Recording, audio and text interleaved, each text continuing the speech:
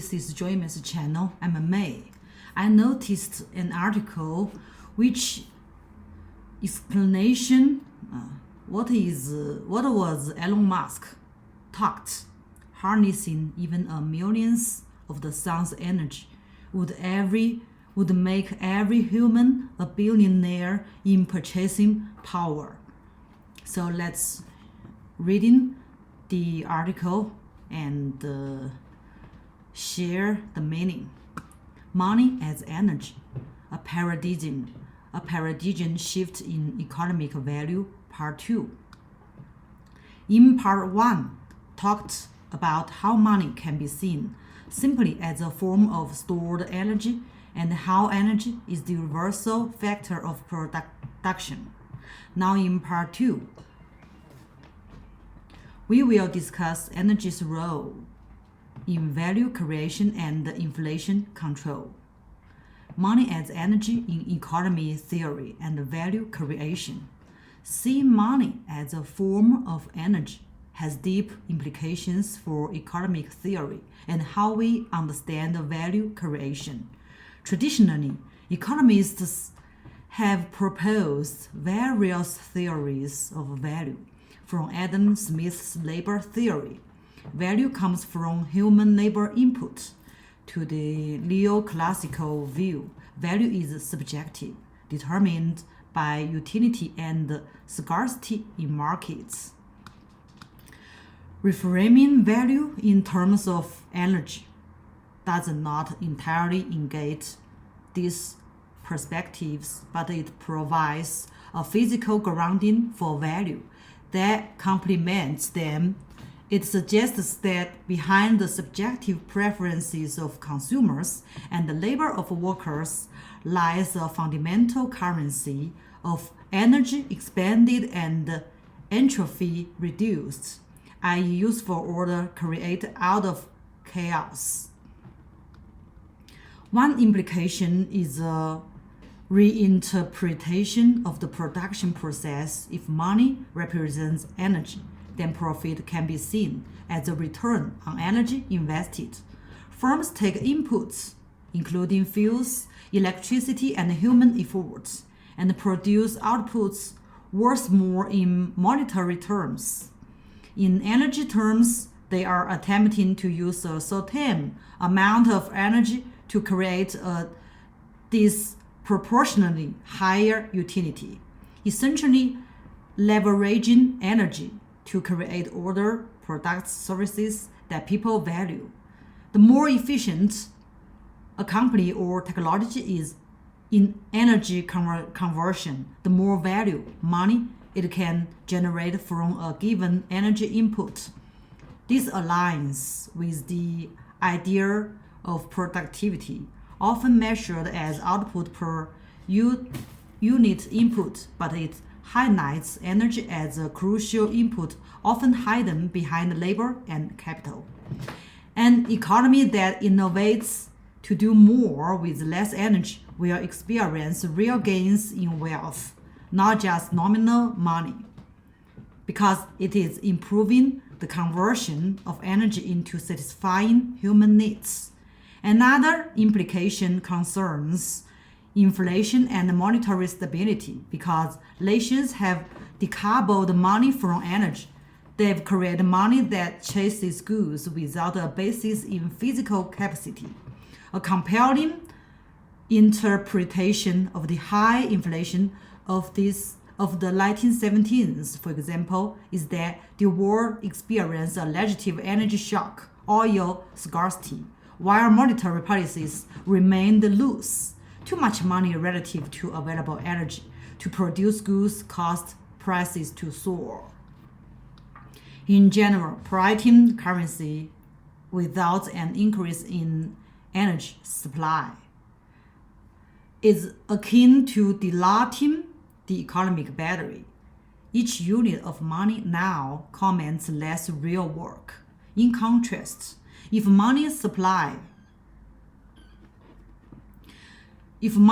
growth is constrained by energy growth, it would naturally guard against such inflation. The currency would expand only as new energy sources, new oil fields, more solar, etc. come online, meaning the money matches the economy's ability to do work. Such a system could stabilize prices over the long run as it self-corrects. If productivity, energy use efficiency improves, goods get cheaper, a form of benign deflation reflecting abundance. If a key energy source dwindles, the monetary tightening forces society to adapt, curbing demand or finding alternatives. Reframing money as energy also elevates this importance of sustainable energy development. It suggests that investing in energy infrastructure is not just a strategic choice, but foundational to wealth creation.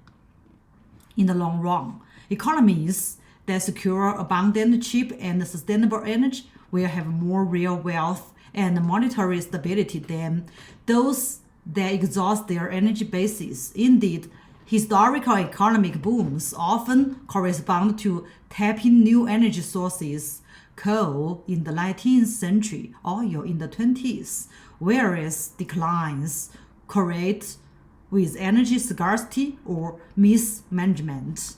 Nowhere in the world is there a wealth country that consumes only a little energy, nor a poor country that consumes a lot. This underscores energy as a prerequisite for prosperity. It follows that policies which ignore energy, say focusing purely on financial instruments or money supply, will neglecting power generation and fuel supply, are likely to hit natural limits. An economy cannot, for example, financially engineer its way into endless growth if the energy to physically support that growth isn't there. Recognizing money as energy would push economists and policymakers to integrate thermodynamics and ecology into their models. An alternative to GDP, defining money is in terms of energy, could influence how we measure economic success instead of fixating on GDP, which rises with any kind of spending, even wasteful. We might measure prosperity by net energy gain and energy efficiency. Value creation in this paradigm is about maximizing useful work from available energy while minimizing waste. This view dovetails with the pursuit of technologies that provide high energy return on investment. For instance, a renewable energy source that yields many times the energy input used to build and maintain it would be seen as generating tremendous value. In contrast, economic activities that burn a lot of energy for trivial or destructive purposes would be seen as value destroying, even if they momentarily inflate GDP. It is important to acknowledge that pure energy theory of value has its limitations. Value also has subjective and social dimensions.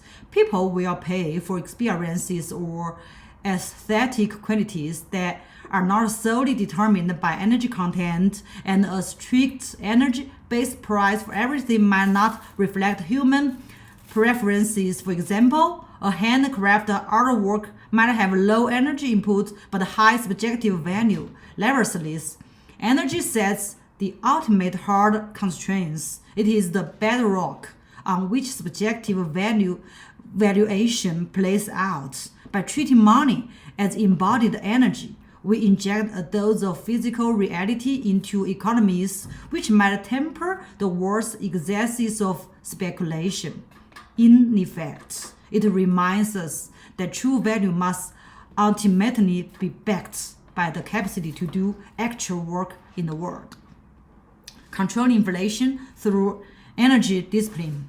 One of the most compelling implications of treating money as stored energy is the prospect of natural inflation control. In theory, an energy-backed monetary system forces physical discipline. Governments could no longer simply print money unless they have equivalently increased energy output. This would rein in runaway monetary expansion and anchor currency value in physical reality.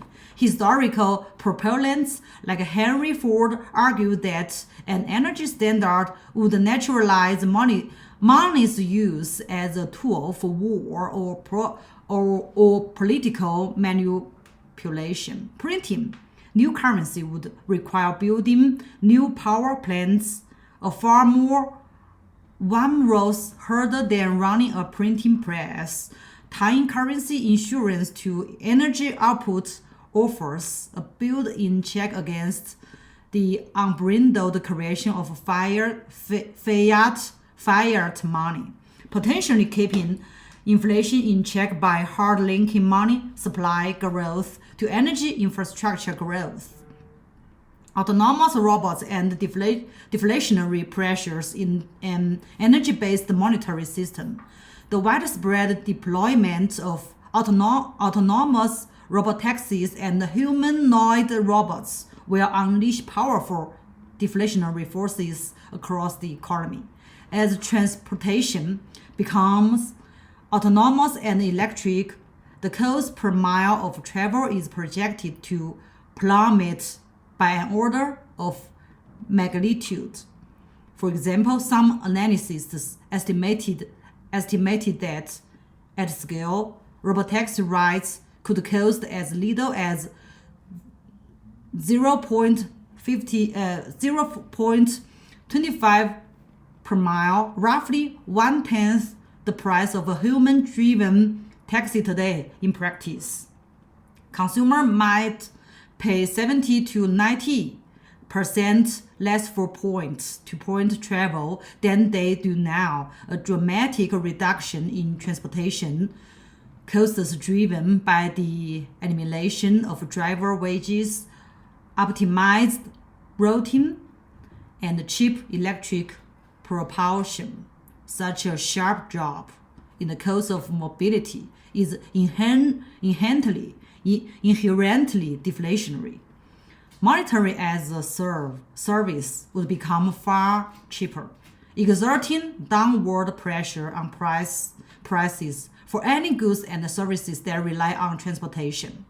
Labor costs could see an even more radical collapse, with billions of humanoid robots entering the workforce. Advanced general-purpose robots like Tesla's Optimus are expected to achieve very low cost per hour of work.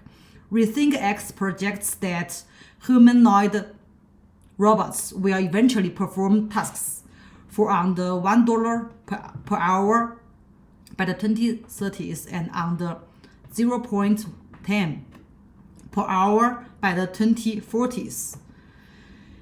In other words, machine labor could become orders of magnitude cheaper than human labor. As robot labor scales, the marginal cost of labor approaches zero, heralding a phase change to the new economic era. Since labor is an input to virtually every product and service, near zero labor cost implies the cost of everything will tend to fall. Indeed, we could see a sweeping tide of supply-driven deflation across the entire economy. As robots disrupt labor, prices of goods and services will drop in tandem with the falling cost of production. This technological deflation is fundamentally different from a recessionary decline in demand. It is driven by abundance, low scarcity. We are effectively entering a technology supercycle where rapid innovation allows more output with less input, making products easier to produce and cheaper than ever. Once developed, AI algorithms and robots can replicate tasks at near zero marginal cost multiplying productivity without corresponding increases in energy or labor input. In short, as automation scales up, productivity soars while unit costs plunge, a classic recipe for deflation. The convergence of physical and finance ultimately the convergence of energy-based monetary theory and the rise of autonomous automation points towards a fundamental restructuring of the global economy. As we stand on the precipice of the technology supercycle, the traditional separation between physics and finance is becoming increasingly untenable. In the marginal costs of labor and transportation approaches is zero, as predicted by the deployment of robotics networks and humanoid labor. The only remaining hard constraint on production will be energy. In the future, the price of any good or service will essentially become a function of the joules required to extract raw materials and power the intelligent machines that shape them. Therefore, anchoring money to energy is not merely a return to historical discipline. It is the essential bridge to the post-scarcity future. If we persist with fiat system that ignore physical reality, we risk mismanaging the transition, masking the signals of abundance with inflationary noise. However, by aligning our monetary system with the thermodynamic laws that govern the universe, we can stabilize the path forward. This alignment allows us to move from an economy of artificial scarcity to one of tangible abundance, where wealth is not defined by the accumulation of paper currency, but by the efficient channeling of energy to elevate the human condition. Thank you for watching.